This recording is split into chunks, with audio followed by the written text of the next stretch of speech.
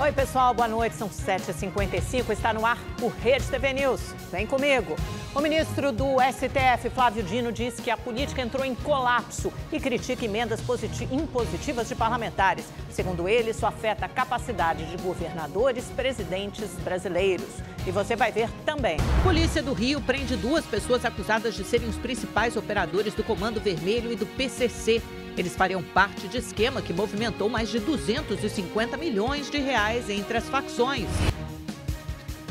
2 pessoas foram presas em uma ação da Polícia do Rio de Janeiro contra o tráfico de armas e drogas. A investigação descobriu uma espécie de consórcio entre criminosos do Comando Vermelho e do PCC, que movimentou mais de 250 milhões de reais. Ana Lúcia Ferreira foi presa em Taubaté, no interior de São Paulo. As investigações apontaram que ela coordenava uma das principais rotas de fornecimento de armas e drogas para o Comando Vermelho no Rio. Ana usava contatos feitos durante os relacionamentos que teve com lideranças criminosas. Ela é ex-mulher de Elton Leonel da Silva, o Galã, um dos líderes do PCC, preso no Rio em 2018. E também teve envolvimento amoroso com Felipe da Silva Gregório, o professor, um dos chefes do Comando Vermelho, morto no início de junho. Havia um consórcio entre o Rio de Janeiro, São Paulo, passando pelos estados do Rio de Janeiro, São Paulo e Ponta Porã. E, para nossa surpresa, uma das pessoas envolvidas, que no linguajar da polícia a gente chama de matuto, aquela interface entre fornecedores e o traficante do varejo, ela era uma ex-companheira de um grande traficante, de uma das lideranças batizada no PCC. As investigações apontaram que entre 2020 e 2024, esse grupo movimentou mais de 250 milhões de reais. Era o operador financeiro de Felipe Gregório quem coordenava a lavagem de dinheiro. Hoje ele também foi preso na operação. Gustavo Miranda de Jesus estava em casa, na Pavuna, zona norte do Rio. Ele gerenciava empresas de fachada, fazia e recebia transferências bancárias para pagar fornecedores de drogas e armas, simulava eventos e encobria fluxos de dinheiro ilícito com aparência legal. Em São Paulo, a polícia prendeu 8 adolescentes apontados como responsáveis por incentivar a pornografia infanto-juvenil e promover ataques a moradores de rua e animais em situação de abandono por meio de plataformas digitais. Quem cumprir aquele desafio, que pode ser um maus tratos animais, como a gente vê nitidamente isso online, gatos e cachorros sendo mortos com requintes de crueldade ao vivo dentro dessa plataforma, até uma automutilação, um estupro virtual. E a partir do momento que alguém ali dentro cumpre esse desafio, ele consegue subir na hierarquia do grupo, ou seja, ele se sente mais importante. Entre os envolvidos, um adolescente brasileiro de 16 anos que mora na França. Segundo as investigações, era ele quem financiava o grupo a cometer os crimes. Ao todo, foram cumpridos 22 mandados judiciais em 5 estados e no Distrito Federal. No Rio de Janeiro, a polícia apreendeu cerca de 1 tonelada de maconha escondida em um caminhão-tanque. Os agentes já tinham informações sobre a rota de entrada de armas e drogas no estado e abordou o veículo em Levi Gasparian, no interior do Rio. Segundo as investigações, os entorpecentes iriam abastecer comunidades da capital fluminense. O motorista do caminhão foi preso em flagrante por tráfico interestadual de drogas e associação para o tráfico. Viu só? Jogo rápido, já estamos de volta para te contar que a polícia descartou o envolvimento de facções criminosas nos ataques ao transporte coletivo aqui em São Paulo. Desde junho, mais de 400 ônibus foram vandalizados. A polícia trabalha com 2 linhas de investigação. Uma delas é a atuação de adolescentes movidos por desafios nas redes sociais. Testemunhas presenciais, no caso, os funcionários das empresas, que relataram, sim, uma feição mais jovial em alguns dos ataques. Também é considerada uma possível articulação por parte das empresas de transporte coletivo. Por acaso a investigação nos levar a algo ligado a essas empresas de ônibus, ou retaliação, ou de qualquer coisa que ligue as empresas com contratos públicos, nós vamos atrás, nós vamos revelar. Segundo a SP Trans, aqui na capital paulista, 235 ônibus do sistema municipal foram depredados desde o dia 12 de junho. Só ontem foram 35. Contando com as cidades da Grande São Paulo e do litoral, já são cerca de 400 ocorrências no estado. Desde ontem, a Polícia Militar intensificou o patrulhamento em garagens, terminais e corredores de ônibus em São Paulo, com monitoramento de inteligência. Até o momento, nenhum agressor foi identificado. Tem dois fatores. Um é o efeito manada que isso provoca, né? Uma pessoa faz, outra quer fazer, é um mimetismo, coisa que a gente está acostumado. Mas, quando pegarmos o fio desse novelo, nós vamos chegar. Nós vamos entender o que está acontecendo e vamos chegar nos autores.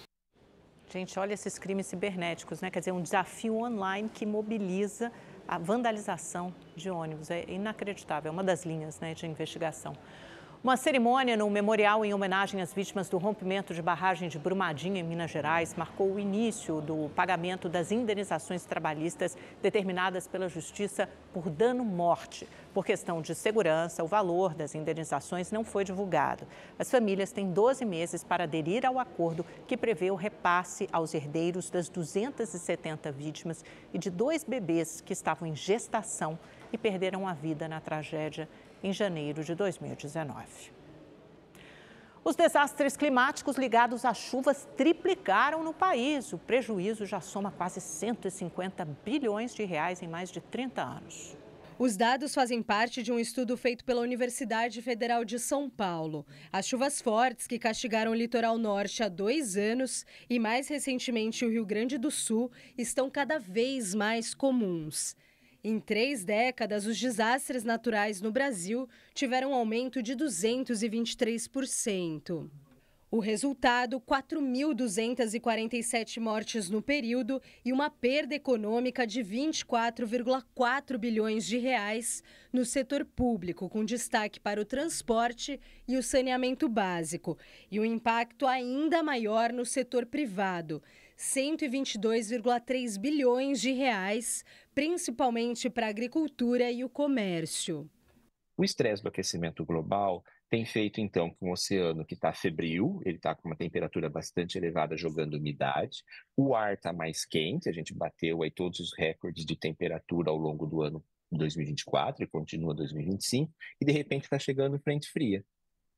Umidade, calor e frio junto, choque térmico, chuvas cada vez mais fortes, frequentes, que geram esses desastres. Quando essas chuvas chegam nas cidades com muito concreto e poucas áreas verdes, a água não tem para onde ir. E aí vem a consequência, a devastação. Para que isso não aconteça, especialistas em meio ambiente defendem soluções baseadas na natureza, como este jardim de chuva que contribui para absorver a água. A mudança que a gente precisa agora para diminuir isso em 1, 2, 3 décadas, que é minimizar a emissão dos gases de efeito estufa, porque o que está causando o aquecimento global, que é a fonte de origem de aumentar essas chuvas extremas, é a quantidade de gases que a gente joga na atmosfera que aquece o planeta. A sexta-feira será com um dia claro em grande parte do país, mas com baixas temperaturas. No Paraná, em Santa Catarina e no Rio Grande do Sul não tem previsão de chuva, o sol aparece, mas não esquenta. Já na capital paulista, o dia começa com 11 graus de mínimas e as máximas não passam dos 21. No Rio de Janeiro, 19 graus com previsão de chuva e em Belo Horizonte, 24 graus de máxima. No Nordeste, tempo firme no interior, mas com instabilidade no litoral entre o Rio Grande do Norte até o sul da Bahia. Na região norte, a chuva volumosa se concentra entre o Amazonas e o Pará. Quanto às temperaturas, Manaus com 31 de máximas, Cuiabá 27 e Porto Alegre com 17 graus nesta sexta-feira. Uma empresa ligada ao Banco Central que foi alvo de ataque por hackers recebeu autorização para retomar parte das operações. Na verdade, ela não é ligada, ela é regulada como todas as outras. A ação não afetou correntistas. O sistema atacado da empresa CIM é responsável por conectar diversas instituições financeiras ao Banco Central. Durante o ataque de ontem, pelo menos 6 delas foram prejudicadas, inclusive as que utilizam transações via Pix. A invasão permitiu acesso às contas reservas das instituições. Elas são mantidas junto ao Banco Central para manter o equilíbrio das transações feitas entre elas. Por isso, as contas de pessoas físicas e jurídicas não foram afetadas.